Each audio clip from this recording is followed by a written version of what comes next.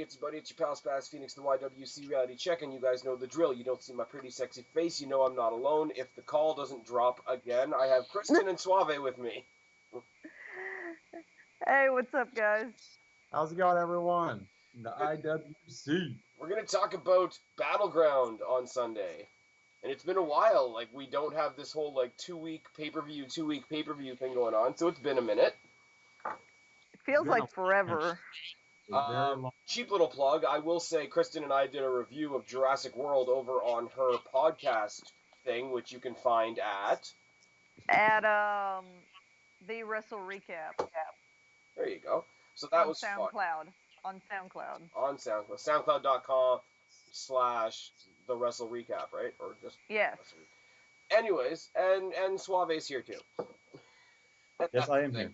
We don't have Guapo because Guapo is otherwise occupied, but we will miss him, and I'll get one of you guys to fail at doing my outro. It'll be good. I'm not even going to attempt it because I know I will fail at it.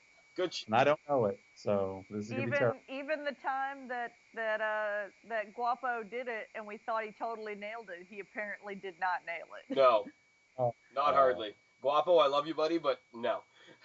Actually, in memoriam, this episode of the panel is dedicated to the memory of Guapo.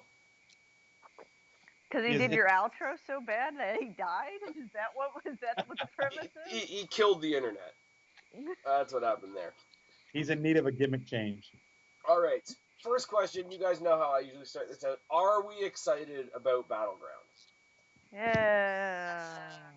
No, not really. Well, I think it's another case of, if I can speak for myself, it's one of those, the stuff that we know will be good, and the rest of it's there. Yeah. One thing we didn't get a chance to talk about, I didn't review it, and I don't think you guys did either. Did you guys see the Beast in the East special? Oh, we did see it. We did not get a chance to review it. Kofi Kingston died, and the NXT Championship was the only thing that really mattered. And That is correct. Jericho Neville. All the matches were really good. I don't know why that tag match was the main event.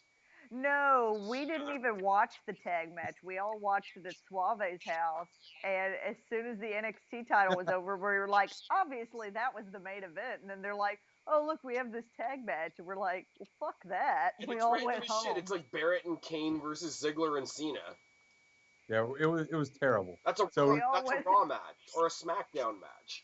When the average match was next, we're just like sitting here at my house on the couch. We're like, really? That is the main event? Yeah. We looked at each other. What I will say, though, is, at the end of a show when, that typical moment where whoever's the victor in the main event sort of is seen on the top turnbuckle posing as they end the show. No, they flashed back and ended with a shot of Finn Balor with the title. So it's like... Which is how it should have been. Which is where it should have been, for sure. But I will say New Day getting ragdolled by Brock Lesnar was amusing. Oh, it was very amusing. I also love the Jericho match where Jericho turned heel and face like 5 or 6 times. Yep. Oh, Jericho versus Neville as a whole was great. I wish they had. I mean, I know Finn Balor had his title match with Owens, and obviously that's more important. But there were a lot of overseas Finn Balor versus Jericho matches that I would have loved to see. Oh, me too. Somebody told me that the only reason this was even like a big special was because Brock Lesnar decided, I'm going to go to Japan. And that's okay. You know what, though? I like, because we don't get Raws and pay-per-views up here as much anymore. We do get the house show. I mean, yeah, you had Brock Lesnar. You had some really main event type matches, but I think they still did a pretty good job of capturing the sort of like the house show feel. Yeah, I feel like it was definitely had a house show feel to it. I mean, it had the downplayed entrance. It had the whole smaller venue, smaller crowd. People got to do things that weren't really like part of any storyline. Exactly. I really thought it was cool to see the Japanese what do you call it? The traditional like presenting of the flowers and the very very ROH style ribbons and all that shit. Which I've never personally seen before, like, in something that I've actually been watching on purpose. So that was cool for me. But, I mean, there's some stuff in there. Like, the Divas match was just like, okay, these are the Divas that got on the plane that day. Yeah. Which is a thing. Speaking of divas, I'm pretty sure that's my half-ass way of making a segue. The only talking point in WWE right now is the NXT Diva invasion on Raw. I'm happy that they are on Raw now. I'm not really happy the way they came on Raw, if that makes any sense. That they were brought on Raw. Like, I felt it would have been more impactful had they just shown up, as opposed to Stephanie McMahon being like, "I'm bringing you guys up." But I think it's cool that they did it with Stephanie. I get what you're saying, and I agree. Like for them to make the decision to invade on their own would have been more badass. But I think there's a story there. I think like outside of kayfabe, everybody knows that NXT is Triple H's baby.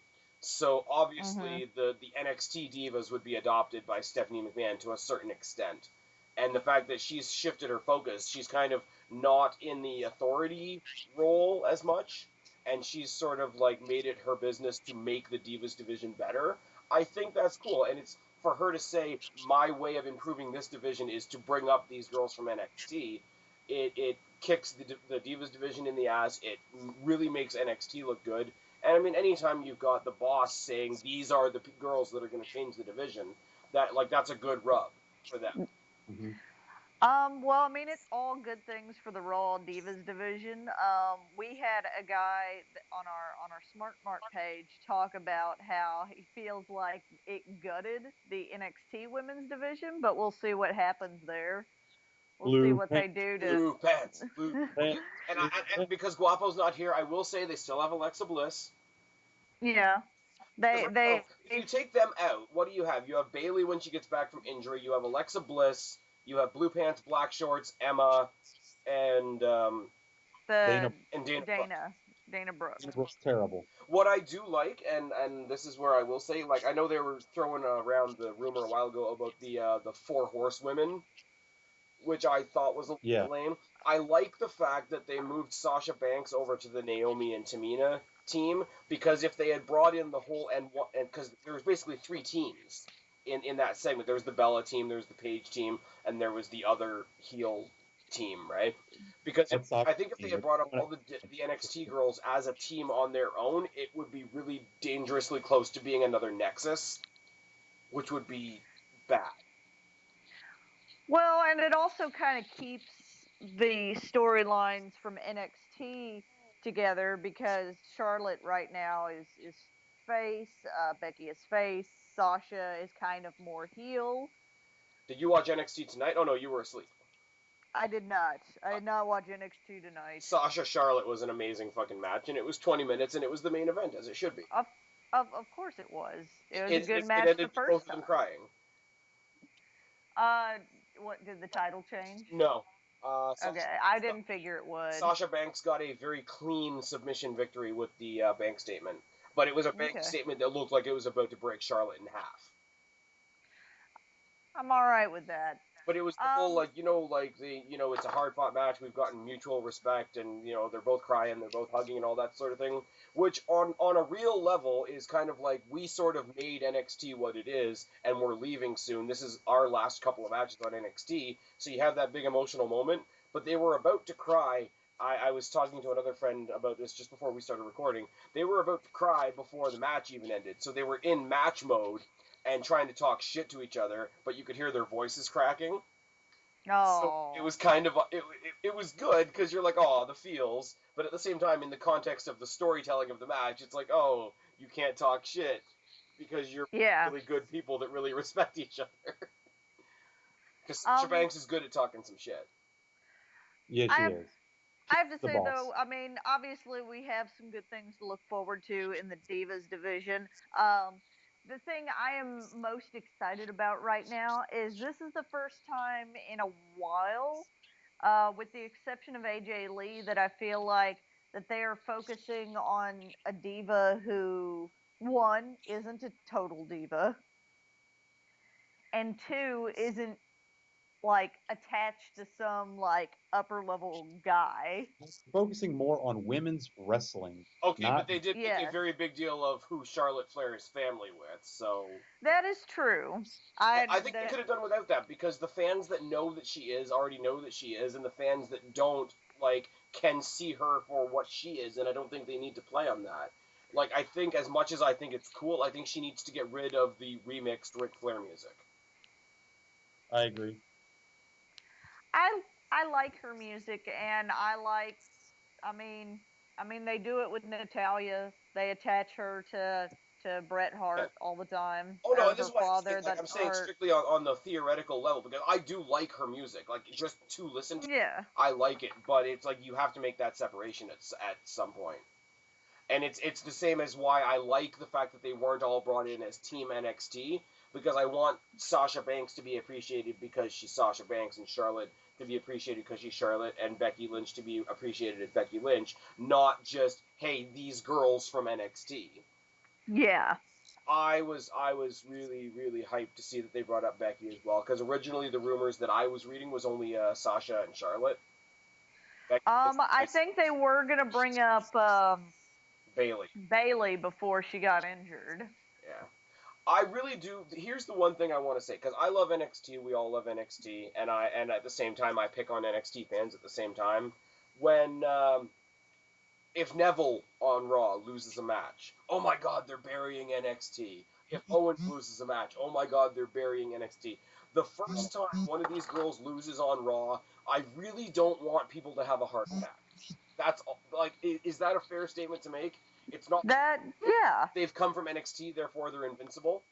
They can't win all the time. That's dumb. It is. And the yes, other they thing I will can. say, because you're gonna get this divide anyway among the fans, which is kind of fair. Like these are the NXT girls and these aren't. And when I say aren't, I mean the Alicia Foxes, the Bellas, etc., etc., etc. Yes, NXT divas have shown what they can do on NXT when given the proper stage. Roddy Roddy Raw, they are on a higher level. I really hope, and this is a big if. I'm not saying it's going to happen, but if somebody like a Nikki Bella or an Alicia Fox or whatever can step up their game and equal what the NXT girls are doing, I hope the crowd will give them the credit for it. Well, we'll just have to see what happens. I I just still want to see these NXT girls come down and have to soften their game for these other girls. Well, that's if Monday was any unfortunately indication, I don't think that's going to be the case. The trifecta of submission moves was a brilliant spot. Where you had I mean, you had Sasha Banks putting the Divas champion in a submission move. I really, before Sasha Banks drops that title and comes up to Raw permanently, I want to see a build champion versus champion match. I agree, 100%. That would be the best. I'm in love with Sasha Banks. But I mean, it's cool though to see because like the girls on NXT are wrestlers, and that's the big thing we all hit on a lot of the time. They're not just characters; they're also wrestlers. Other than Paige and other than Natalia, because she's from the Hart family, what other diva on the current existing roster has a submission move? You had Becky Lynch with the disarmer, you had Charlotte with the figure eight, and you had Sasha Banks with the bank statement. Well, Emma, when she was on the main roster, she did have her own submission move. Oh, the Evolution, which is still a thing, but heel Emma on NXT is so much better. Evo. Paige has a submission. As I said, like other than Natty and Paige, like I don't think Yeah, the you Bellas said have ever Paige. had. That's right. I don't believe the Bellas had a submission. I don't think Alicia Fox does. I just think it's cool that they had a dominant showing of themselves, and they had a dominant showing of themselves. Not that they just went in there and like put boots to asses, but they had a dominant wrestling show of themselves. I think it was just done fantastically. I agree. Like I said, I really would have wished that the invasion would have gone like, you know, instead of Stephanie bringing them up, them doing it on their own. But this wasn't a bad way. Yeah. It's just a little tweak that I would have done. But I mean, it turned out good. It turned out well either way. Yeah. What I will say is sad is coming off of that hot segment on Raw, we, as of yet, and yes, I've seen the SmackDown spoilers, so there's nothing. There is no Divas match on Battleground. I'm sure they'll announce one at some point. Yeah, unless or maybe they won't. Maybe they feel it's too soon for them to be on a main event pay-per-view. Oh, I know, but like even with the existing stars that you have on Raw, there are existing feuds there. Like even if, and I know it's going to get repetitive, but even if they wanted to do another round of friggin' names are escaping me, Nikki versus Paige, or Nikki and Brie and Alicia versus Tamina and Naomi, and like I think like to have absolutely no female presence on the pay-per-view at all after what we've just set off on Raw, it's a little off-putting to me, but that's just like that's my little nitpick. I feel like they feel like this kind of this event for the Divas would be best suited for an event like SummerSlam, and not for a small pay-per-view like Battleground. What I would like to They see, and I know more typically backwards. that we're not usually fans of segments on a pay-per-view when there could be more matches, but if there's some like gigantic altercation at Battleground that leads to a match at SummerSlam, I'd be okay with that. I think that needs to happen. I don't think it'll end with Nikki losing the title, but I mean, you never know. What I will say is sad, and everybody will laugh at me, is because you had teams of 3 on Raw. You had the Bella team like Nikki, Brie, and Alicia. You had Tamina, Naomi, and Sasha, and then you had Team Paige, right? There's another team of 3 girls that have been completely. They're not a team, but there's 3 more girls that are completely left out of the equation that I just want to throw in there for the hell of it. Cameron, Summer Rae, and Lana. Well, they have their own thing. It's true. And Summer Rae and Lana are feuding right now. Here's where I will criticize a little bit. Who's the one diva that I can't stand right now? Naomi. Yeah. And this is something I've been over before, but I'm going to add to the point now. Funkadactyls broke up because Cameron went heel. Naomi is now a heel. They keep trying to find her different partners to go with. Tamina's one, now Sasha Banks. At what point are they going to like put what actually fits back together and put Cameron back in that mix? Because Cameron's awful. So's Naomi. She's not as awful as Cameron. Naomi Cameron Cameron is a next level awful wrestler. Oh, speaking of next level awful, who we don't really want to see, guess who's debuting in NXT next week? Redhead. What is Marie. her name? Yeah. Yeah. Her nickname apparently is the All Red Everything. That's dumb. The what? The All Red Everything. That is the dumbest thing I've ever heard. That is pretty dumb. Yeah. Anyways, they've been hyping her up on like the little. Does the carpet match the drapes? But okay. Here's the thing. I'm probably one of the most inappropriate people on YouTube, and even I don't want to find out. Well, All Red Everything answers that question, so we don't have to ask that question. So you're saying she's got fiery armpits? Probably. Just saying. Okay. What? Okay, good. What were you gonna say, Kristen? I was gonna say that they've been putting little clips of Total Divas on YouTube, and anything with her in it is hyping up the fact that like all the other divas are like, you can't wrestle, and she's like, but I'm training with Brian Kendrick. That's her problem. See, like that's the thing now is like I was a big fan of Spanky back in the day. So if he's training her and she comes out on her debut next week and makes him look like a bad trainer, that's gonna piss me off.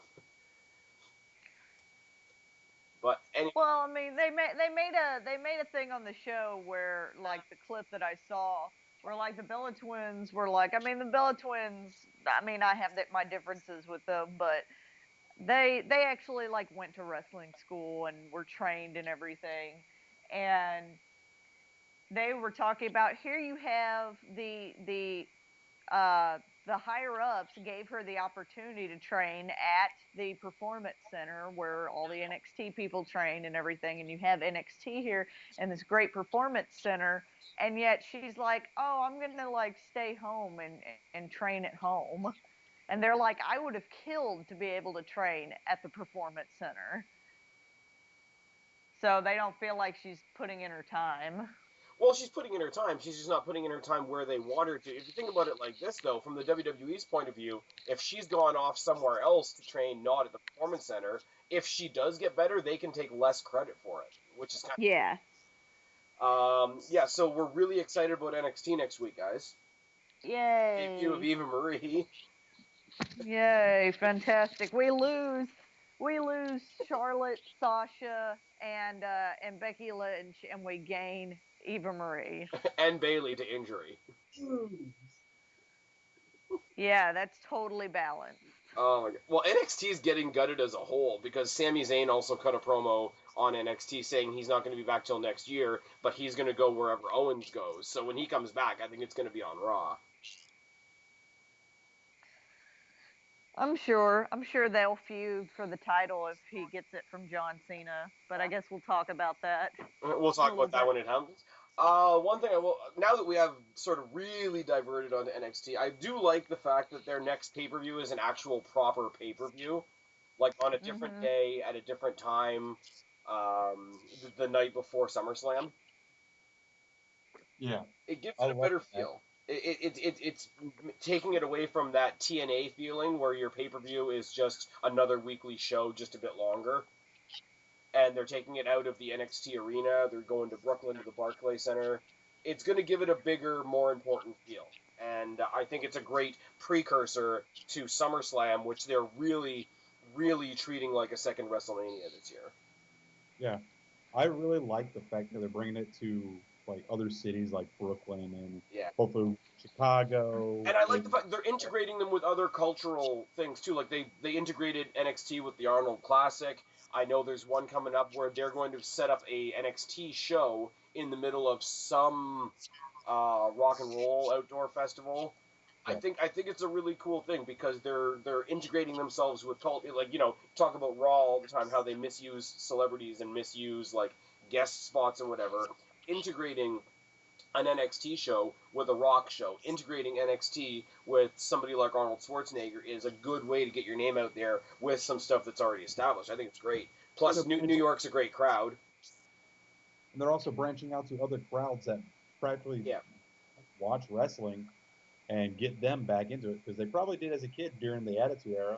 And they're probably going out with these NXT shows. Like, hey, these guys can go. Watch because the kid that's sitting there in a John Cena shirt when he's 5 is probably going out to a Slipknot show when he's 20. Yeah, and it's good. And like, let's face it, it's not as PG. Anyways, let's talk about the actual show on Sunday. How does that sound? Lackluster. Let's talk about the match that's no longer happening. There's a match that's not happening? Yeah. All right. We don't have an Intercontinental Championship match anymore.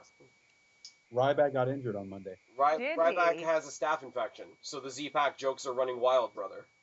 Jesus Christ. It's like the IC title is cursed or something. Really, really. It's like the tag team titles in TNA, which you guys don't watch. Anytime somebody mentions TNA and people will mention it and be like, oh, well, it's actually really good now. And I want to be like, why would I start watching now that they're about to, like, not exist anymore? I will say, though, like, people have been saying it's about to die since 2012. Well, I mean, they're losing their TV deal. It is about to die. Okay. ROH is taking over their TV. It's the funniest thing ever, though, that I will say, because they're teaming up with Jarrett's new promotion, the GFW. Well, Jarrett is slowly picking off people from TNA one by one. Yes, but here's the thing. I've seen clips from the GFW Amped shows. They're filming during the day in empty baseball parks. It looks so weird because it's not. They don't have an entranceway. They have wrestlers sitting in the dugout waiting for their music to play. That's weird. It's really bad. But anyways, getting back to the point. So yeah, Intercontinental Championship match will not be, or Intercontinental Championship will not be defended on the pay-per-view. It was announced on WWE.com a couple hours ago. I don't know whether we're still going to have Big Show versus The Miz just for the hell of it, but it is what it is. Man, like the IC title is cursed, I feel like. You had Daniel Bryan get injured, and then Ryback gets the title, and he's hurt. Hadn't he been hurt twice? Wade. Oh, yeah, Wade got hurt with it. Yeah. Didn't Truth... no, Truth wasn't the IC champion. He was the US champion. Who else? Yeah. Somebody else. But I will say, like, as much as you look at Ryback versus Big Show versus Miz, and you say, okay, who cares? And, I mean, Miz is my boy, but even I say, who cares? I do like the whole idea that Ryback and the Big Show have a feud, and the Miz is just kind of there pissing them both off. Because it kind of reminds me of when he was getting ready for his match at WrestleMania against John Cena, and John Cena was more focused on The Rock than him, and he was just constantly like, I'm here too! I'm here too! Yeah, that's kind of what this is. And, I mean, I'm a little biased because I'm just not interested in two big guys that brawl style wrestling. Ryback is fun if you put him with the right opponent. Like, Ryback versus Big Show, like, has no appeal to me. Zero appeal. Winner faces Corporate Kane. Winner faces Corporate Kane. Just no. Corporate Kane's dead. What are you talking about? Oh my god. Oh yeah, he's gone. He has an ankle injury. And he just got back from Hawaii too. He's going on another vacation. Well, I'm sure we'll get to that in a little bit. We will get to that in a little bit. I have a theory. But we'll get to it. I have a bunch. When we get to some of the more major matches, I have theories on a lot of the matches. What about my theory that I posted on Smart Marks, Kristen? I haven't seen it. You haven't read it? Oh. Okay. Sorry. So maybe, like, the only way I can see them getting out of this is A, Ryback's out, so you have Big Show versus Miz in a number one contenders match, which could be decent, or you take the time that this would have gotten and give the Divas a match. That could happen. That could be a thing. Now, on the kickoff, guys, the kickoff is blockbuster this time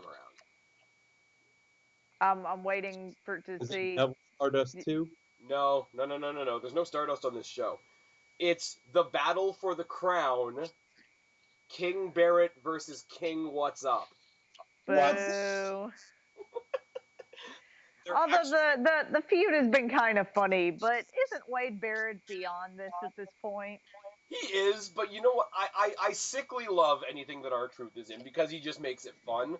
But it's also like, okay, as wrestling fans, there are things to us that are awesome that if we tried to explain it to anybody else, they'd be like, you guys are fucked, right? Yes. For Wade Barrett, being King of the Ring is like the most prestigious thing ever.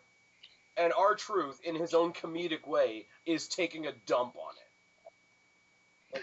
Like, he's out there being like, I can be king too, and completely dumping on it. Because the King of the Ring, even back in the day when it was good, is still kind of a silly concept. And I like, he's taking a shot at their own creation.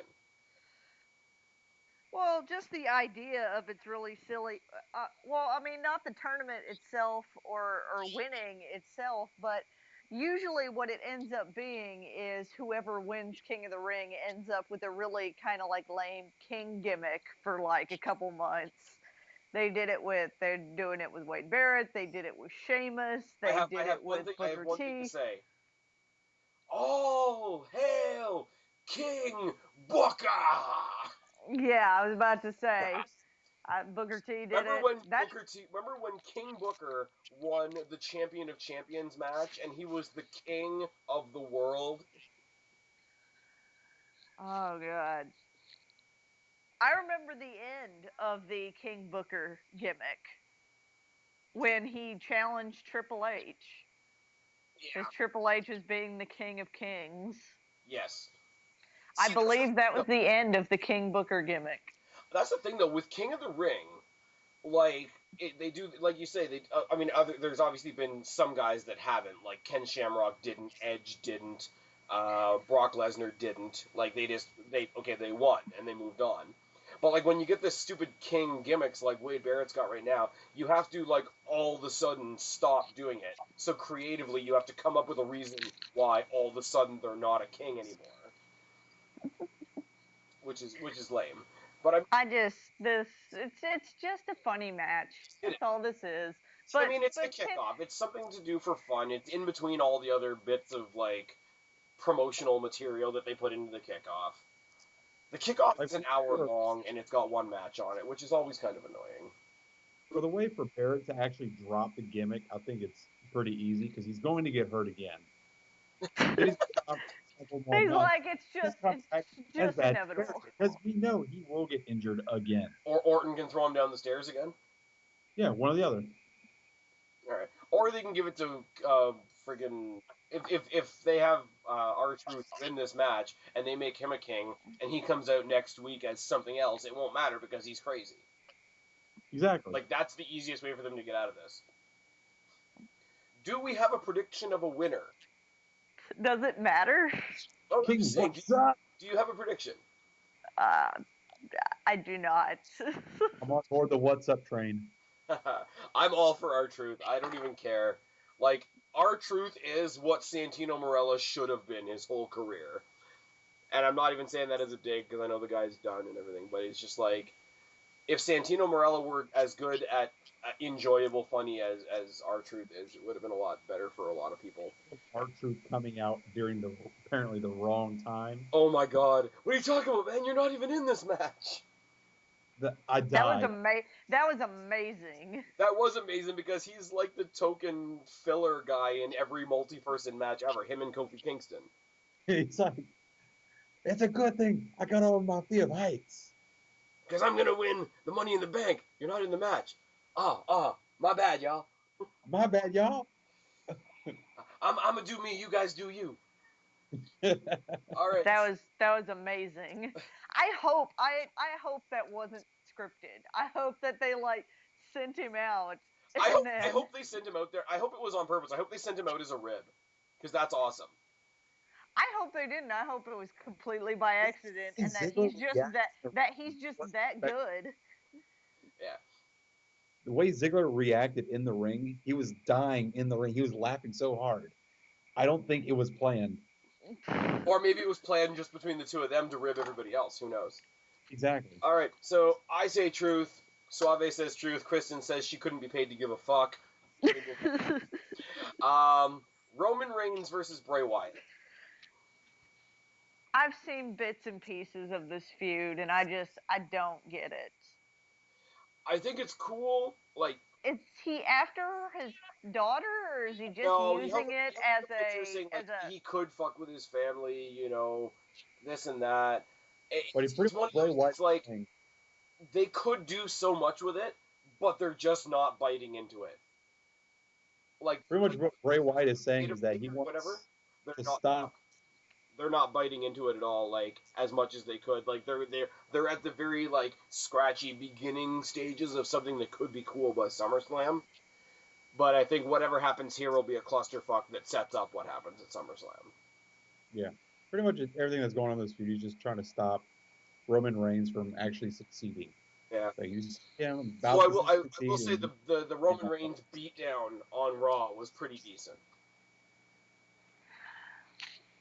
I just, like, I don't know, the bits and pieces that I've seen are just maybe they're just not doing it for me. I just feel like this match should be an Extreme Rules or no holds barred match. I feel like this match should be a bigger deal than it is. I feel like more needs to be at stake. Because, okay, a year and a half ago, when Shield and the Wyatt family were running like hot as they both were, people were chanting, "This is awesome" for them to be in the ring together. Yeah.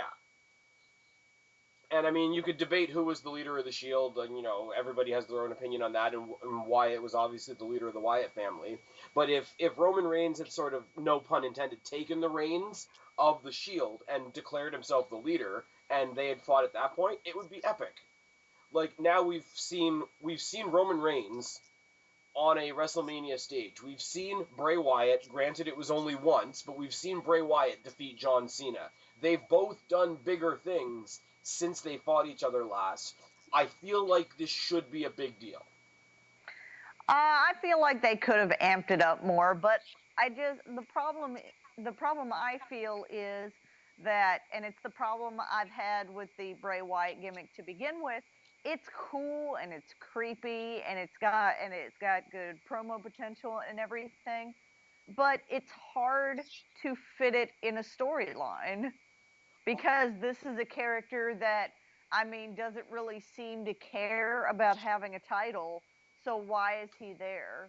Because most people are there to win championships. I think he's there. Got that vibe where it's just like he's crazy. He derives his pleasure from fucking with people, and you can go with that. You can go with that to a certain extent. But that's every single feud he's had since WrestleMania has been this storyline. In fact, almost every feud, with the exception of the Undertaker, that Bray Wyatt has had in recent memory has started the same, which is he's not feuding with anybody. You don't see him on TV. And then he sings somebody out randomly and some fuckery starts happening. Exactly. He picks somebody out randomly at a pay-per-view and attacks them and then comes up with a reason as for why he attacked them on the next Raw or SmackDown. Here's where I got to disagree. With you a little bit, because he singles somebody out and he starts fucking with them. And it's cool. You can fully enjoy it as long as you decide ahead of time not to ask why it's happening. But see, for me, that's part of it for me. I need to know why this is happening. But it definitely is. But if you don't ask why, and, like, obviously he's a wordsmith on the mic. Like, it's a thing. He holds the crowd in the palm of his hand no matter what he's saying, even though what he's saying doesn't make any sense. So that's a shot in the arm some kind of way. And, I mean, like, he moves in like, not a way somebody that size should be able to move in the ring. So in the ring, you can't really shit on the guy. But it's like... Oh, no. I can't shit on the guy in any aspect. It's just hard there's no reason. Yes. It's booking him is what she's trying to say. Yeah. Oh, no, like, every single time. It's just... or you could even if... The only way it makes sense is if you make it really, really simple and just say that Bray Wyatt targets anybody that's popular. Bray Wyatt targets anybody that's big. Bray Wyatt randomly looks for his next thing to conquer. Like, you could almost make a Brock Lesnar comparison there. I want to conquer you because I can. I want to fuck with you because I can, and that is my reason. The thing is, if you do that gimmick, he's got to win every single one, leading up to a big confrontation between the two guys that are calling themselves the Conquerors. And I feel what it feels like to me, Bray Wyatt's gimmick is, I'm going to try and explain this because I don't know if I have the right words for it. I feel like they're trying to give him essentially the air about his character that the Undertaker has, but without any of the prestige that goes with it. And what I mean by that is, so when the Undertaker comes back and starts fucking with you, it's really scary because this is a guy who has sent people to hell. This is a guy that's won multiple championships. This is the guy that threw Mick Foley off the top of the cage, for God's sakes. Yeah, Undertaker comes in and he almost doesn't have to say or do anything because look what he's done. So he's scary, and I feel like they're trying to give Bray Wyatt that same kind of air to his character, but without any of those accomplishments. So it doesn't make any sense why you would be super afraid of him. They're also very stingy with his appearances, like The Undertaker, eh? You'll notice he doesn't have very many matches. He really doesn't. He's a spectacle. What I feel like WWE is doing, WWE knows that they have something special with Bray Wyatt. They know that we like Bray Wyatt, so they keep putting Bray Wyatt out there because we like him, but they don't know what to do with him, so they just keep putting him out there. That is exactly what I feel that they are doing. Yeah. Like I said, they're trying to give him the Undertaker shtick, but without any of the prestige that the Undertaker thing needs in order to be... prestige of somebody that's done all this stuff when they haven't done all this stuff, is what you're saying. Exactly. See, why why would you be afraid of him when he loses all the time? Yeah. Or he gets his one win in the middle and it's sandwiched between two losses. See, my theory though behind the whole thing is it ties into the whole Kane thing. So if we want to get into that, my theory can go into what we're going with Kane. Okay. So well, before we get into that, later, but my theory with Bray Wyatt leads into that storyline as well. Okay. Kristen, who do you think's gonna win? I really hope Bray Wyatt wins because I feel like, I mean, I say it every time, I feel like he needs the win. Okay. Suave. Anyone but Roman. Okay. So it's going to be split down the middle because I want this to be an inconclusive finish. I want this to be like some kind of clusterfuck, like they're beating each other up to the point where like the referee calls it off or just ends the match or whatever. And then I want it to continue to SummerSlam, and I want Bray Wyatt to get his victory on a bigger stage. I'd be okay with that. I would too. Because they are too. Like if you watch them in the ring separately, I don't think they have the best charisma in the ring together as opponents. But each of them individually, the way they fight, they're both heavy hitters.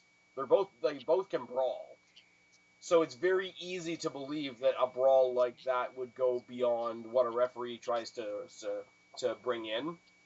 So I can see a referee eventually being like, "Fuck it," and that's where you'll get the bell will ring, and it's a no contest, and then the crowd will give you the let them fight, and then they'll have like a no disqualification match or a false count anywhere or something at SummerSlam. So basically, Owens versus Samoa Joe on NXT. Yes. 100%. Very, actually, scarily similar. Have they done anything with Samoa Joe since? Samoa Joe fought some big jacked up German dude tonight on NXT. Okay, so they are doing stuff with him. He's still besides killing kids' career, nothing. He's still using the Muscle Buster. He won tonight with the Muscle Buster and the Coquina Clutch. So let's see. I'm still waiting to see what they do with Samoa Joe because they kind of brought him in feuding with Kevin Owens, but I mean at that point everyone was feuding with Kevin Owens. See, but here's the thing, and this is why I like the fact that Samoa Joe and Owens hasn't really happened. I like the idea that you bring Samoa Joe just got to NXT as Owens is leaving, so it's like friggin' the crowd basically has blue balls, so that whenever Samoa Joe gets to the main event roster, then we will get the blow off. Because then that will be like months and months and months of like, oh man, like they just missed each other. That would have been really great. Can you imagine how great that would have been? Like WWE doesn't have to promote it. We'll be talking to each other enough that as soon as Joe shows up on Raw once, we're going to be like, yeah, put him with Owens now. I'm just, like I said, I'm just waiting to see what they do with him. I'm just terrified he's going to have like an Umaga gimmick. Oh no. But I don't think that's what they're doing. True to how he was in TNA and in the Indies. The only thing I hate is his music. I agree. His music's got like that. It's got like that chanting at the beginning, but then it like switches over into like a hip hoppy, like poppy, dancey beat. It sounds like Donkey Kong music. Yes. 100%. Oh my god, it does, and that's super insulting. Oh no! I see what you did there. That's super insulting. It's almost as good as putting Kofi Kingston at the back of the bus. Oh no! We haven't even gotten there yet. No. I don't know if y'all heard me. I said that Kofi's Diddy Kong. Oh, dum diddy. All right, let's move on. Okay, instead of talking about the New Day, let's go completely the opposite and talk about Sheamus. That is the opposite of the New Day. Sheamus versus Randy Orton for reasons. Yeah, why is this happening? Because they need to make Randy Orton relevant again? When Sheamus came back with the Chicken Pirate gimmick, he beat the crap. Chicken Pirate. What? Chicken Pirate. I said Chicken Pirate. I know. I just wanted to say it again. I know. You're still carrying a torch for Johnny Thunder. I got you. Anyways, but no, he beat up Randy Orton a couple weeks in a row on SmackDown for those of us that are watching SmackDown, And Randy Orton went away for a while because his contract is super part-time now, and his way of returning is to come back and beat up Sheamus. So they're having a match. I'm okay with this for a reason. Because, like, Sheamus and Orton are one of the rare couplings in WWE that I think you can put together at any time and they'll have a good match. I put it in the same category as, like, Orton and Cena, Edge and Jeff Hardy, Bryan and Punk. Like, they're just two guys that I think work really well together and I think can put on a really good match, and we're just going to see another chapter of that. And because I know it'll be good and I know what to expect, I'm not excited, but I don't hate it. I don't care what the story is. We're just going to see it again, and I'm okay with that. It doesn't enthuse me at all. Would you be enthused if the Money in the Bank briefcase was on the line? No, because I don't want Randy Orton to have it either. It makes no sense for him to have it either, so. I would love, honestly, we're going to get to Brock Lesnar and Rollins in a bit, but if Brock Lesnar is ever the champion again, I would love to see Orton cash in on Lesnar and have Orton versus Lesnar finally. That's just... Yeah. I could be interested in that. I did a video like 4 years ago on this channel for, listing all the reasons that I wanted to see Randy Orton versus Brock Lesnar, and the title wasn't even one of them. I just think they would actually had a good match together. Can you just imagine Lesnar going for an F5 and then he just RKOs him out of the F5? Oh, he would swing him right into position pretty much. Good call. Yeah. Good call. Youngest World Heavyweight Champion versus youngest WWE Champion? Yep. If they did that angle. Two of the big four to come out of OVW in that class, along with Cena, Batista, and Shelton Benjamin. Shelton Benjamin was in the same OVW class as Cena and Orton. And Lesnar and Batista. That's so weird. He must have looked like such a midget. He was the Kofi Kingston of OVW, and I'm not even just saying that because he's black. Totally was. I'm sure somebody will say that I'm being racist, but that's fine. Hey, one of the best moments I've ever seen involved Shelton Benjamin.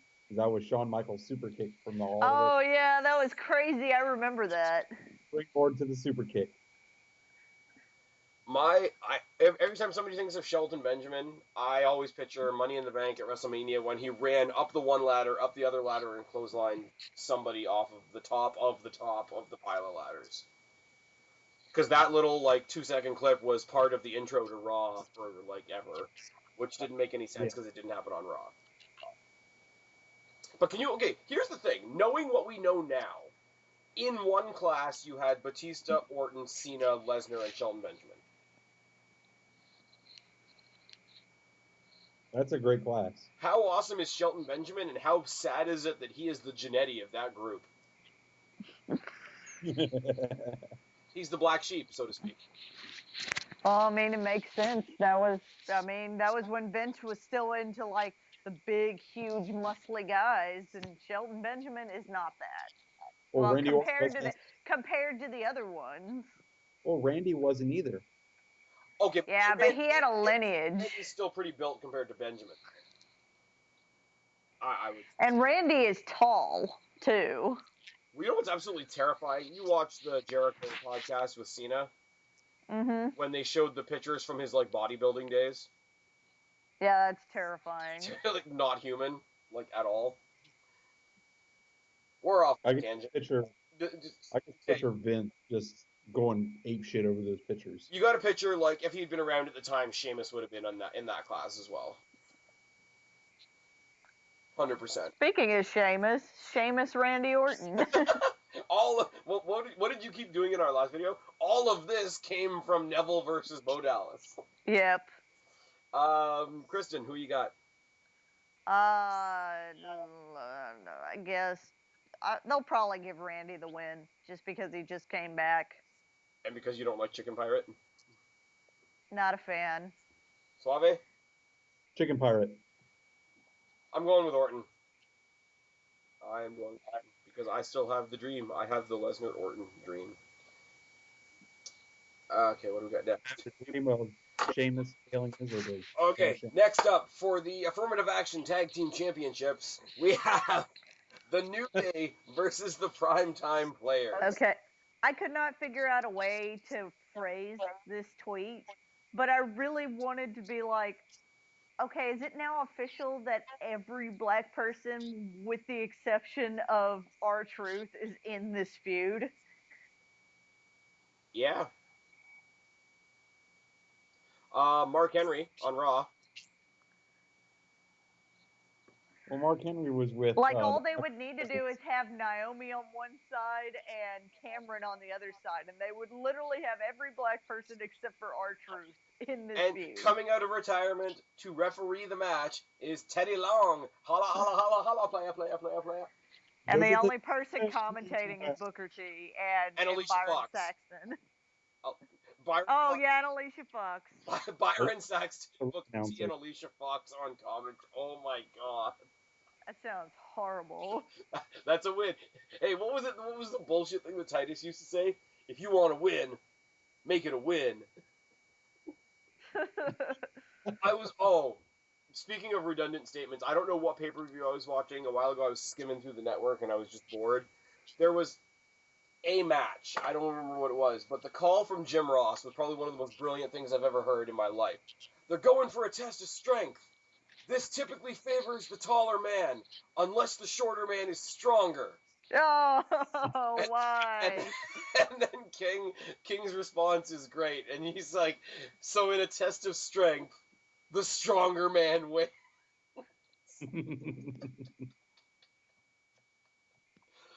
Everybody can have an off day. Even Jim Ross. Even Jim Ross. All hail Jim Ross. I really want New Day to get their titles back. I do not. I like the Primetime Players. They deserve to be tag team champions. This has been something that's been building up for a while. They're a good team. They are, and I get it. But the only thing they have going for themselves right now are they're the guys that got the belts off New Day. Like, they haven't really done anything past that. Well, I mean, they also are, like, a pretty popular tag team. Oh, yeah, but no, like, I mean, as far as how they're being booked, because, like, really all they're doing is interacting with the New Day and just interchanging who their third person is. Well, I mean, how many tag teams are there? The tag teams have kind of dwindled down because Tyson's hurt, so you don't have Cesaro Kid. Okay, there's the Lucha Dragons, there's the Matadors, there's the Ascension, there's the Mega Powers. Yeah, I forgot about all of them. The Mega Powers need to still be a thing. I don't know what the hell's up with that. They were at the house show that we were at. Nice. But are they still the Mega Powers? Yes. Yeah, I think so. I still say, and I know I said this in the last video, and I know I'm being very repetitive, once they shed the Macho Man and Hogan gimmicks, I still want Axel and Sandow to stay a tag team. And I want them to stay a tag team, but as they're a tag team, they start imitating the other tag team they're going against. I like it. I feel like that could end up being really weird against the black tag teams. Or the Luchadors. I really don't want to see Sandow and Axel dressed like the Lucha Dragons. I do. I do. That'd be hilarious. Or with, like, Illuminati emo face paint. Like... I definitely want to see that. And they get Hornswoggle to be El Torito. They go against the Los Matadores. They get Hornswoggle to be Xavier Woods as they dress like the New Day. Yeah. Hello, white people. Don't you dare be sour. This needs to happen now. This needs to happen yesterday. Who was it that said, like, add in Zack Ryder and have him dress like the Warrior? That was me. That was Suave. We all just kind of paused and we're like, yeah, all of that. Yeah, actually, all of that. Do that and have them go against the New Day. You have the Ultimate Rider. You have Macho Mandow. You have the Ultimate Rider, and then you have Macho Ultimania. Axelmania. Macho Ultimania. That is what's happening right now. If anybody in WWE listens to this, make this happen. Nobody's listening to this. It happens. Sometimes they do listen. Make it happen. Yeah, and then they do cool things like fire Deluxe Man. Anyway, I'm picking New Day. Speaking of black people. Hey, Shockmaster, okay, guys? Shockmaster. Primetime players. Suave? New Day. All right. I think it's just like team up on Kristen night, and that's not even intentional. That's okay. All right. Well, I went Chicken Pirate. Yeah, but I went Randy Orton. Yeah, he went Randy Orton, so it's fine. Oh, that's true. That's true. Okay. Here's one of the major. It's just Suave disagreeing with me. That's what's happening tonight. Oh, I'm relevant. My opinion. Thanks, Kristen. I'll movie review the shit out of you. Anyways, Kevin Owens versus John Cena, finally for the United States Championship. Before we get into this, I do have to point out the very simplistic story that we have right here. I could talk about the Cena Open Invitational, which we're going to talk about in a second. But right now, Kevin Owens has had a very three-part disassembling of John Cena. Part 1 is he proves he can beat him. Part 2 is he proves he can hurt him. Part 3 is he proves he can take something from him. And then the rematch is at SummerSlam. That's how I see this going. Well, the only problem with this one is that with this match in particular is that before this match happened, we had Kevin Owens losing the NXT title, which was a blow to him. It was kind of a devastating blow. Like when they did the after the match interview with him, he did something that I don't think I see in WWE all that often, which is he just looks at the camera guy and tells him to go away. Which is awesome, and it needs to happen more often. But I mean, so obviously that the loss of that title has been devastating, but I don't know that they played that up on Raw. I don't think they did, but here's the thing. The people that are following Kevin Owens to the fullest extent are the ones that have been watching him since NXT. And, I mean, they played that as part of the... With that being part of the Beast in the East special, I think the Aftermath interview would have been seen by both WWE and NXT crowds. So I think you might have gotten a bit of a crossover there. But, I mean, he's taken 2 strong blows in a row, right? Like, he proved he could beat John Cena, and then the immediate next month that was taken away from him. So that's a blow. And then he suffered a blow with the NXT title, which is why I'm pretty confident that now the pendulum has to swing the other way. Oh, I think he'll win. I think he wins the U.S. title. Yeah. I think he wins very convincingly. Yeah. And I mean, it'll be good. Cena's had it for a while. I think it's time for Cena to let it to drop it. Yeah, I mean, if you want to have the obligatory title rematch at SummerSlam, I've heard they're going to throw Cesaro in the mix, and that could be a good triple threat spectacle for SummerSlam.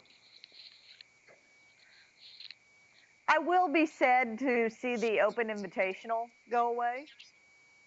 Yeah, because it's done a lot of good things for a lot of mid card guys and a lot of guys coming up from NXT and all of that, and that's all been good. But I mean, other people have done open challenges that didn't titles. You remember the Angle Invitational. You remember the Master Lock Challenge. I don't know. It just seems to work for John Cena. Yeah. The idea of the Open Invitational, because we've been led to believe that Cena is this fighting champion, the never give up, never surrender, all of that jazz. So it just fits him, but it's time for him to let it go. I feel like there's nothing more he can do with it. Well, that's what I say about the Invitational. I don't think it necessarily has to end, because Cena is Cena, with or without the title. He's still going to Raw, and like whether you're Neville or Sami Zayn or Ziggler or whoever, beating John Cena still carries weight. Like, he doesn't need a title in addition to that to have that carry weight. So I think he could still do the weekly open challenge, even if he wasn't the champion. I don't know that they'll necessarily do it, but it could work. Well, what I can see happen is if when Owens beats him, and wins the rematch, I can see Owens continuing the open challenge to mock John Cena. Yes. That would be interesting. I'd like that. Then you could keep doing this every week in, week out, week in, week out. Him being dominant, beating everyone on the roster until Sami Zayn debuts. So you're saying that I think you're saying that he would keep that gimmick up for a year. Not even like probably until about maybe January. I think if he does the open challenge gimmick, at least if he does it at the beginning, I mean, it will be kind of mockingly. And I feel like anybody that accepts it, he'll be like, never mind, I don't feel like doing it. And he just gets out of the ring and walks off. Or it'll be the opposite, where he will throw his best effort into it, and he'll see, as soon as he sees the tide turning the other way, he'll like laugh at the guy and kick him in the nuts or something. Yeah. But even if you don't necessarily associate it with Cena forever, take the Cena idea, whereas his open challenge was all about giving opportunity, it was all about, respecting his fellow competitors or whatever. Have Kevin Owens do an open invitational just purely based on his own arrogance.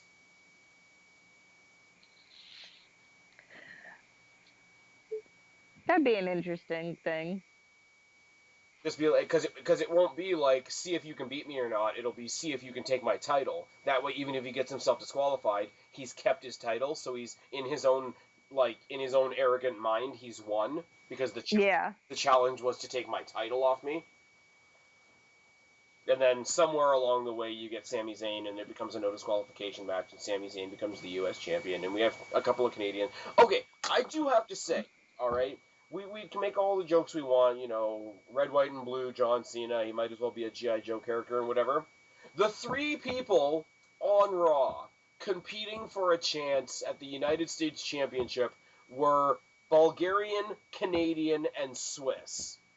Yeah. Yes. Just funny.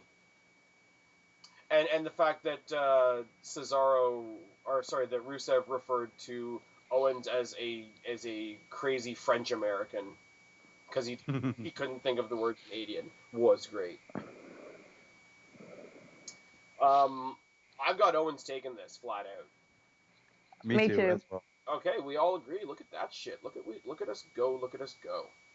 I would not be surprised though if they push his victory to SummerSlam. Yeah. I will say, okay, Kevin Owens versus John Cena is very much like Roman Reigns versus Bray Wyatt in that I almost want it to be a clusterfuck and push it to SummerSlam, so whoever wins gets a bigger victory, but I don't think they will do that twice. And honestly, I would rather see the clusterfuck happen with Roman Reigns and Bray Wyatt, because that's just getting started. And the Kevin Owens-John Cena story has been ongoing for a while. And I mean, we all like the John Cena Kevin Owens storyline. Can it go through one more match? Oh yeah. Because I feel like it's losing steam. Well, because here's the thing, and here's where Owens, being the asshole heel that he is great. He goes into the minor pay-per-view. He pulls out a legitimate win, like he did the first time. Takes the title. Because when you're the challenger, you have to win to get the belt. The champion obviously has the championship advantage. He could, because he's a prick, he could walk into SummerSlam, giving John Cena his obligatory rematch, kick him in the nuts, and leave with the belt. Yeah. But see, that's the John Cena redemption storyline all over again. Yeah. How about we do a story where John Cena doesn't get redemption? I don't see that happening. CM Punk. Oh no, I think he got redemption afterwards. Just, it wasn't against CM Punk or anything. Like, it was a longer storyline of, look at all these failures that John Cena has accumulated, and then he redeemed himself. I do like the fact, the whole, Rock versus Cena 2 was horrible. The only thing that I can take from that entire debacle is Cena did not take the belt off of Punk. So Punk is superior to Cena. Yes. They used The Rock almost as a bookmark. Rock took the title off him before Mania to hand it back to Cena, yes, obviously. But it still leaves it with the whole CM Punk didn't lose the belt to Cena. And I think that's a very small victory, but I think it still holds weight, and I think they could do some similar shit here. That's just me. Like I say, Kevin Owens goes in, wins the title properly to show that he can, and then shows what an absolute asshole he's willing to be to keep it in SummerSlam. And Cena gets fucking... He will live up to his calling card as the Antichrist of wrestling. Yes. Okay, main event time. Seth Rollins versus Brock Lesnar for the WWE World Heavyweight Championship. You said it wrong. What did I say? Brock Lesnar. I feel like this is the only match. I'm going to throw in a rumor. That I've heard before we talk about this match. It's the same rumor that we've all heard. Probably. Taker returns at Battleground to set up a rematch from last year's WrestleMania at SummerSlam. Oh, I totally 2 years didn't. ago? Yes. I totally didn't hear about this rumor. Rumor is Undertaker is going to show up and fuck over Brock Lesnar in... Is that the thing, Suave, you were talking about that you posted on the Smart Rocks page? Yes, but I don't think it's for Lesnar. Who's it for? So Taker comes out.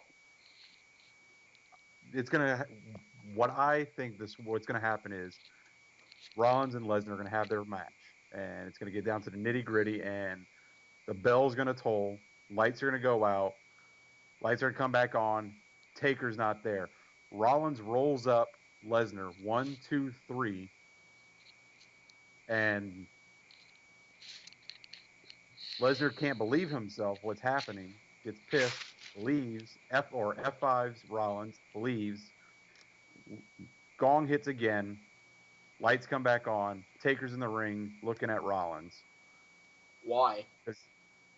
Because on Monday, what he did to Kane after Kane was obviously hurt, started stomping on him. Okay. I think he has more of a grudge against Brock Lesnar. Yeah. I was going to say, I like the concept. There's a lot of logic there. I'm sorry. There's no way that him sticking up for his baby brother is going to take precedence over revenge on the guy that took his 21-year streak.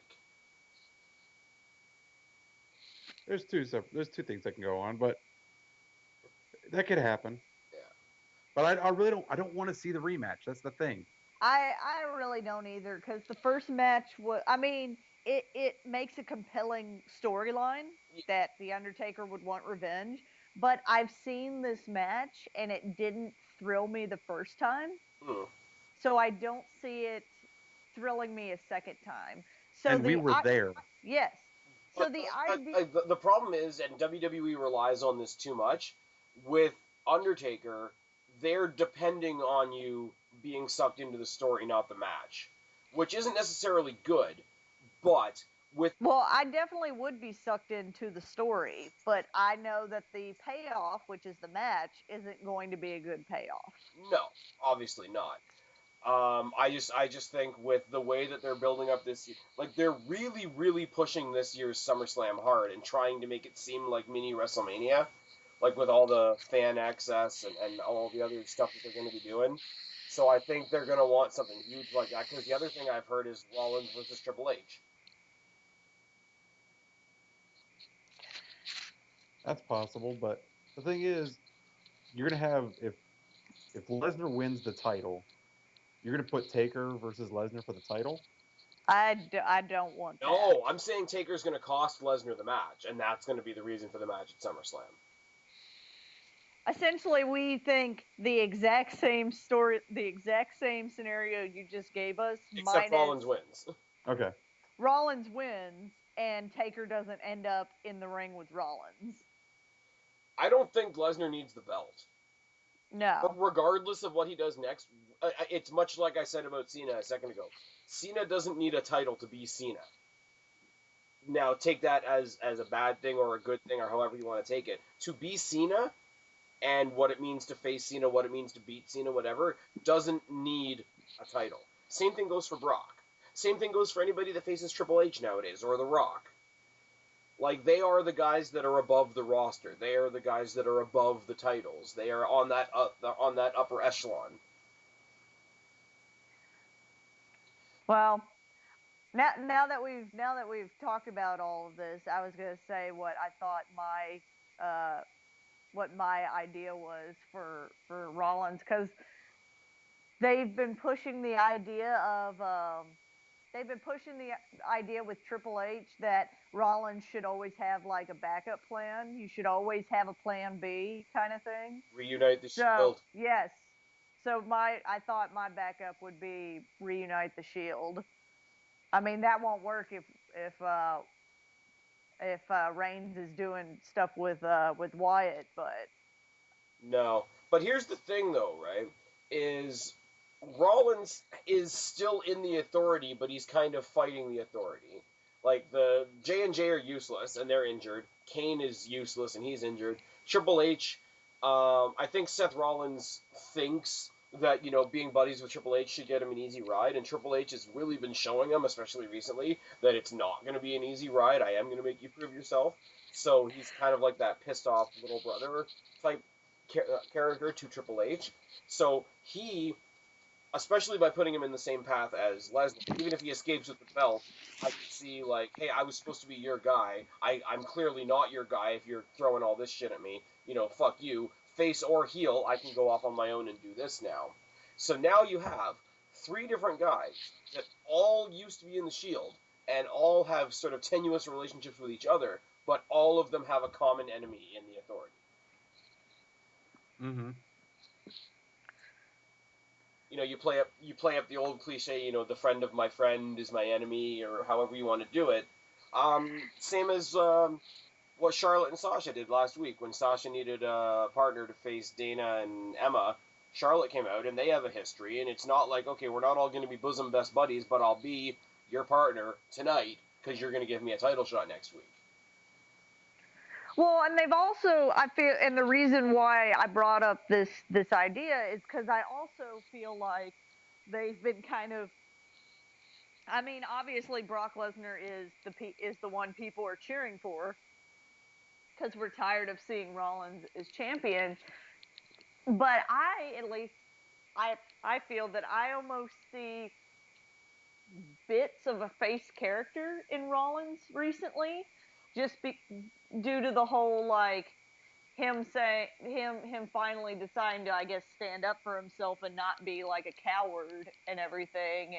And see, I see the same thing in Heyman's promos recently. Mm-hmm. There's a lot of babyface in Heyman's, especially this week when he was talking to Rollins, and I think in Heyman's promo he was trying to keep Rollins heel, because he was like, when he talked about, like, ever since you sold your soul and joined up with that guy, people have wanted to see you get your ass kicked. Ever since you robbed Brock Lesnar, you've deserved to get your ass kicked. Ever since you stabbed your Shield brothers in the back. He's definitely been, Lesnar's definitely the face, but I feel like there are bits of face in Seth Rollins' rebuttals. Oh, for sure. And I like, and they've done it gradually, where Rollins has kind of been pushed into a situation where he has to have balls now. Like, the situation has forced the cowardly heel out of his character, because J&J got destroyed. Kane got destroyed. What? Kane got destroyed. Kane got destroyed. Big Show's off doing his own thing. Triple H isn't as supportive as we thought he was going to be, and Stephanie has separated herself to go work with the Divas now.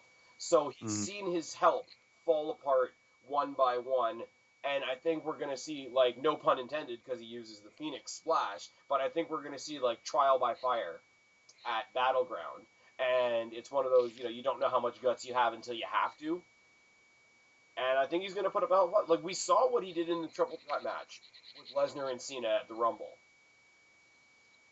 And it was good, and he held his own. He didn't win. He was the one that got the pin, obviously.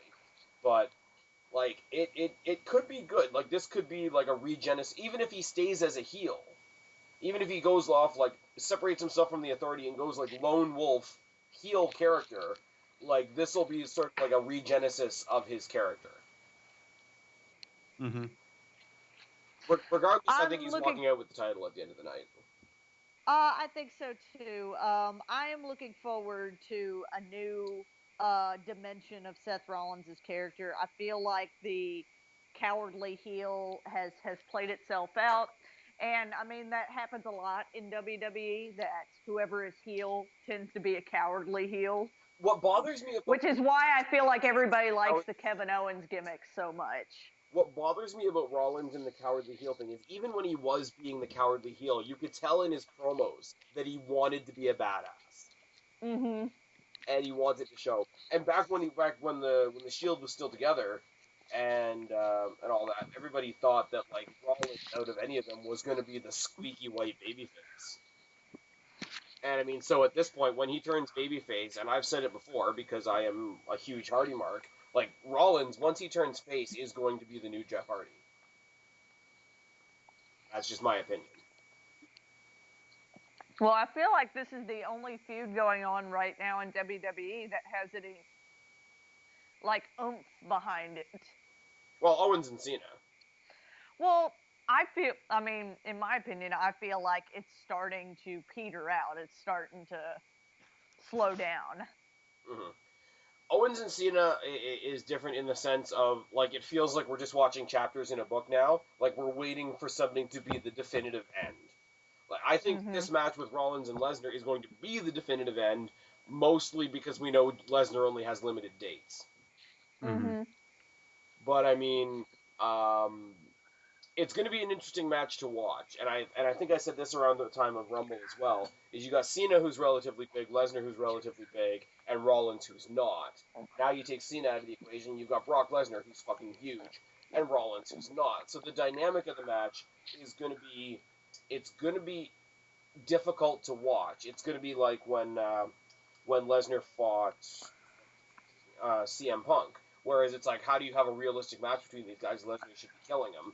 And then CM Punk and him actually went and had a really, really decent match. I think we're going to get the same here, but it's going to be very interesting to see how it plays out in the ring. This is the only match I'm really interested in. I mean, I am going to be interested in seeing Kevin Owens win the U.S. title, but this is the match that I'm like, I really don't know what's going to happen. You're not excited about the battle for the crown? No, not even jokingly. Not even excited. Nope. You give 0 fucks. I give 0 fucks. Okay, so because there's no women's match announced, and because we've lost a match off the card, and because that only leaves us with 6 matches on the main card, if we get a bonus match, what do we think it's going to be? I think it'll be a women's match. I think it's going to be Stardust Neville 2. They need to do something with Stardust. I'm over Stardust. People that are pissed off that he didn't immediately come back as Cody Rhodes because his dad died need to fuck off, though. As his dad always said, finish what you started. Well, not only that, but he said it on Twitter. Like it's all over Facebook, so you guys have probably seen it. Like on his own personal Twitter, he put it out. Like everybody that's been saying, "Hey, this would be the perfect time to turn him back into Cody Rhodes," and he just puts it out there. Like it's really, really sad how many of you thought that I was going to take the saddest thing that ever happened to me in my life and use it to boost a wrestling angle. And I'm like, he's fully right. Like any immediate change, like his comeback was this Monday. Any immediate change would have at least seemed like it was caused by his dad's death. So, like, immediately turning around and being Cody Rhodes, everybody would have loved it. But so what does he want to do? He wants to make that change now that his dad's passed away, and almost benefit from it? I understand completely what he's saying. I also feel like that some people would be totally into it, and then there'd be a lot of people that would find it disgusting.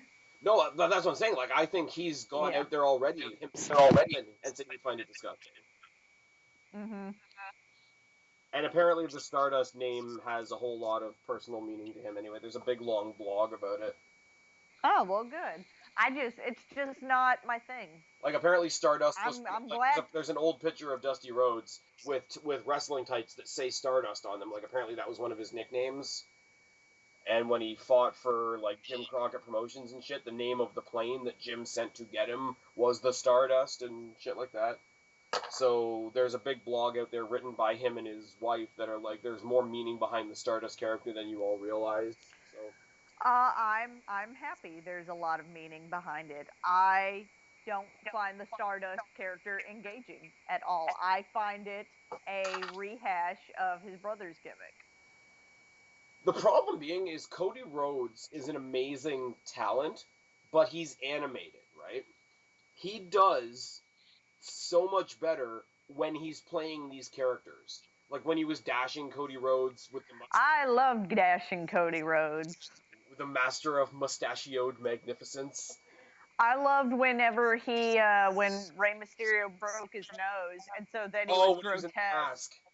When he was grotesque, and he was giving people, the paper bags. But again, though, that was like a caricature, right? Like whenever he's been like just plain straight up Cody Rhodes, nothing good has ever really happened before. No. Nope. Like, the only good thing that ever happened with him when he was straight up Cody Rhodes was he had one really decent run of matches with Randy Orton. He also had his head split open by a ring bell. But, like, better things happened. Like, when he was, when he was with Damien Sandow and he was the master of mustache. Oh, I love Rhodes Scholars. But that's a caricature, though. Like, I still loved it, but like I said, I don't love the Stardust gimmick as much as other people seem to. Like, I know Suave and Guapo love the Stardust gimmick. It just doesn't do it for me. I am happy that this name and that there's more to this gimmick, that it's personal for Cody Rhodes and that there's a lot of meaning behind it. That doesn't make me like the character. Oh, anymore. No, I'm not saying because it's important to him it has to be important to us, but I think there is, and this is where I'm trying to be a bit humble as a wrestling fan, quite honestly. I think there has to be a balance between what works for us as fans, and at some point the pendulum has to swing the other way as to what works for the talent as well. Well, obviously it has to work for them too, because if you don't love your gimmick, it's gonna show. It's gonna show. Yeah. And I think the one thing you can, even if you don't like the Stardust gimmick, I think you can tell Cody Rhodes is into it. He is into it. I'm just not. You know what? And that doesn't mean a lot because a lot of people are into it. Yeah. Like I said, Guapo's into it, Suave's into it. I'm just not. The thing that they've done, and I'm going to use Charlotte Flair as an example, right? Charlotte Flair originally started using the figure 4 because it was her dad's move. It was something that everybody could recognize, and not to say that she was mooching off of her dad, but it was a little bit of familiarity. It helped her as she was being first introduced to the crowd, right? When she became her own character, she modified it. She put in the bridge. She renamed it the figure 8. She made it her own. I think, like, as much as you say, and I do agree with you, like, Stardust started out as a mimic of Goldust, but I think Cody Rhodes has almost taken it farther and made it his own in kind of a similar way. I guess that's why it doesn't bug me as much. I don't feel like he's made it into his own gimmick, but that's just me. I feel like it is still the Goldust gimmick. Okay, fair enough. I'm actually really surprised that he's not on this show at all doing something. Well, maybe he's still his father just recently died. Yeah. So maybe he's still having issues with it. There you go. I mean, maybe he'll have an interaction with Neville on the pre-show, and that'll be what takes over the Intercontinental spot. Can we as wrestling fans be realistic for a moment? The man's father just died. Do we need to shove him on national TV? Can he have a moment to breathe? No. Like if he didn't come back for another month, I would be fine. Mm-hmm. I just think it's funny that, like, you know, you see him show up on Raw. I don't know that they would have done that if he wasn't, like, back, because if he wasn't ready to come back, I don't know why they would have him come back for one match. Well, I mean, there's always the thing that maybe they're like, well, we want to put you out there because your dad just died, and the fans have an association. That's like they know you were his son, and he thought he was ready, and maybe he's not. And then he maybe had the matches like, I can't do this right now. That's true. I did think it was really cool that when he came out, even though like he was out there and he was fully being Stardust and being Healy bastard, and he did have a really good promo before the match. I thought it was really cool that even though he's out there playing his heel character, they were still chanting Dusty for him. Like, I thought that was pretty cool. I love the handshake. What's that? The handshake. Oh, the handshake that turned into a kick in the gut? Yep. It's good. It's good. It's a little jab at the ROH fans. Anyways. There's so many mock articles right now about Vince McMahon buying ROH. Madness. I'm tired of seeing them. Makes me chuckle. Like, they fill my feed. It's like, okay, somebody else is saying it, and somebody... It's like the Undertaker thing. I saw, like, in one sweep of my feed, it was like 5 or 6 different articles basically saying the same thing. It's like, well, that one spread quickly. Anyways, that is it. That is Battleground. I will say that the way SummerSlam is shaping up, the next preview panel we may do could be a dual preview of both TakeOver Brooklyn and SummerSlam. Ooh. So that could be fun. It'll be a preview panel extravaganza. It'll be Panel Mania, brother. Panel Mania. That's what we should call the panel before WrestleMania. It should be called Panel Mania. Yeah. Anyway. That's Spaz's way of being like, yeah, I'm not fucking calling it that. I didn't say fucking. Also, my vote to fill that spot by the Fuck you then, Spaz. We're stealing that name. You can't use it now. We're trademarking it. Patent pending. Why don't you just be Recap Mania? Well, we could do that too. My vote to replace the Intercontinental Championship triple threat match is the Bella Twins versus Paige and Becky Lynch. I don't know what version of, or you could have a Lumberjill match, Paige and Nikki Bella with all of the people that were in the ring on Monday around the ring. Can we have a gauntlet match with all the NXT divas and all the WWE divas and just have that be the pay-per-view? No, because then I would have to at one point watch Cameron wrestle. Can we just get Cesaro versus whoever? Cesaro versus a Mick Foley cardboard cutout. What It will steal the show. Cardboard cutout reference?